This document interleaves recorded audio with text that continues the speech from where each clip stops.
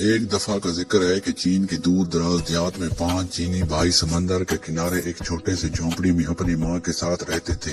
وہ سب ہم شکل تھے اور بالکل ایک جیسے دکھتے تھے۔ ان سب چینی بھائیوں میں کچھ ایسی خصوصیات تھیں جو اور کسی میں نہیں تھی۔ پہلا چینی بھائی پورے سمندر کو نگل سکتا تھا، دوسرا چینی بھائی کی گردن لوہے کی تھی، تیسرا چینی بھائی اپنی ٹانگیں بہت زور تک پھیلا سکتا تھا، چوتھے چینی بھائی کو آگ نہیں جلا سکتی تھی اور پانچواں چینی بھائی اپنی سانس بہت دیر تک روک سکتا تھا۔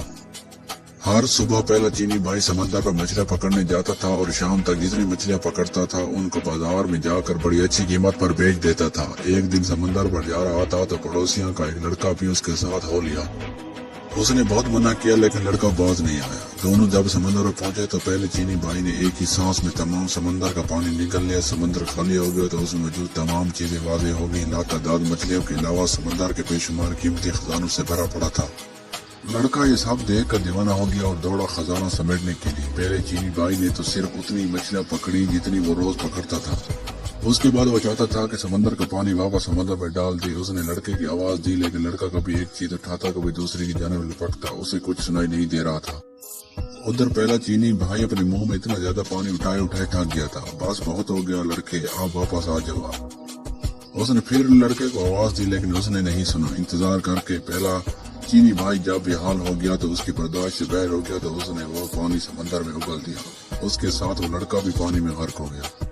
پہلا چینی بھائی جب اکیلا گاؤں واپس گیا تو گاؤں والوں نے اس لڑکے کے بارے میں پوچھا لیکن وہ کوئی جواب نہ دے سکا۔ گاؤں والے سب سمجھ گئے کہ اس نے لڑکے کو مار دیا اور انہوں نے عدلیہ میں جا کر اس کی شکایت کر دی۔ سپاہی پہلے چینی بھائی کو پکڑ کر عدالت میں لے گئے اور لڑکے کے قتل کے جرم میں اس کو سزائے موت سنا دی گئی۔ حضور والا، کیا میں آخری بار اپنی ماں سے ملنے جا سکتا ہوں؟ پہلے چینی بھائی نے جج سے پوچھا۔ ہاں، اتنی رعایت تمہیں دی جا سکتی ہے، جج نے کہا۔ پہلا چینی بھائی خوشی خوشی اپنے گھر گیا اور وہ اپنی ماں سے ملا لیکن وہ واپس نہیں آیا، بلکہ اس کی جگہ دوسرا چینی بھائی جیل پہنچ گیا جس کی لوہے کی گردن تھی۔ چوک پر تمام گاؤں کے لوگ اکٹھے ہو چکے تھے۔ جلاد ہاتھ میں تلوار لیے مجرم کی گردن اڑا دینے کے لیے تیار کھڑا تھا۔ سپاہی مجرم کو پکڑ کر لائے، اس کی گردن شکنجے پر رکھ دی۔ جلاد آگے بڑھا اور پوری قوت سے تلوار مجرم کی گردن پر ماری لیکن دوسرا چینی بھائی مسکراتا ہوا اٹھ کھڑا ہوا۔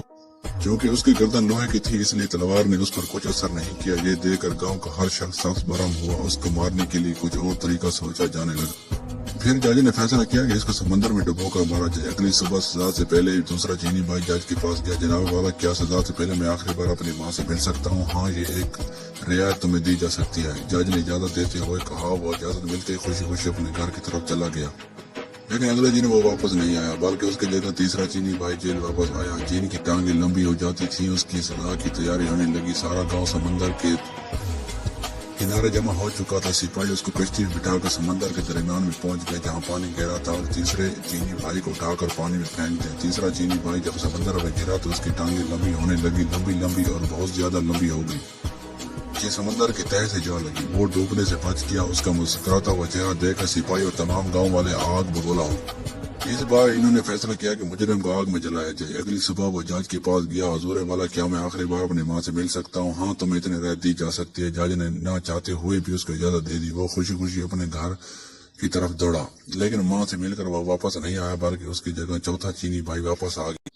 گاؤں والے چوک پر جمع ہو گئے۔ سپاہیوں نے آگ کا ایک بہت بڑا لو دہکایا جس کے شعلے آسمان کو چھو رہے تھے۔ پھر چوتھے چینی بھائی کو اس کے آگ میں دھکیل دیا گیا۔ آگ کتنا سکون مل رہا ہے، چوتھا چینی بھائی مسکراتے ہوئے بولا، کیونکہ اس کو آگ جلا نہیں سکتی تھی۔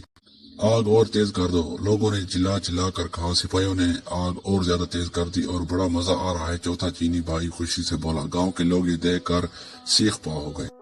پھر انہوں نے فیصلہ کیا کہ اسے بدبودار جگہ پر بند کر دیا جائے تاکہ دم گھٹنے سے مر جائے۔ اگلی صبح چوتھا چینی بھائی جج کے پاس گیا۔ حضور والا، کیا آخری بار میں اپنی ماں سے ملنے جا سکتا ہوں؟ ہاں، اتنی رعایت تمہیں دی جا سکتی ہے، جج بھی اس بار غصے سے بولا۔ اجازت ملتے ہی چوتھا چینی بھائی دوڑا اپنے گھر گیا لیکن وہ اپنی ماں سے مل کر واپس نہیں آیا، بلکہ اس کی جگہ اس کا پانچواں چینی بھائی آ گیا۔ سارا گاؤں چوک پر اکٹھا ہو چکا تھا۔ ایک بند کوٹڑی میں بے شمار بدبودار اور زہریلی جڑی بوٹیاں اکٹھی کر کے جلائی گئی اور پانچواں چینی بھائی کو اس کوٹڑی میں پھینک کر تالا لگا دیا گیا۔ ساری رات تجسس میں گاؤں والے کوٹڑی کے باہر بیٹھے رہے۔ صبح جب سپاہیوں نے اس کی لاش نکالنے کے لیے دروازہ کھولا تو پانچواں چینی بھائی مسکراتا ہوا باہر نکلا، کیونکہ وہ بہت دیر تک اپنا سانس روک سکتا تھا، اس لیے بدبو سے نہیں مرا۔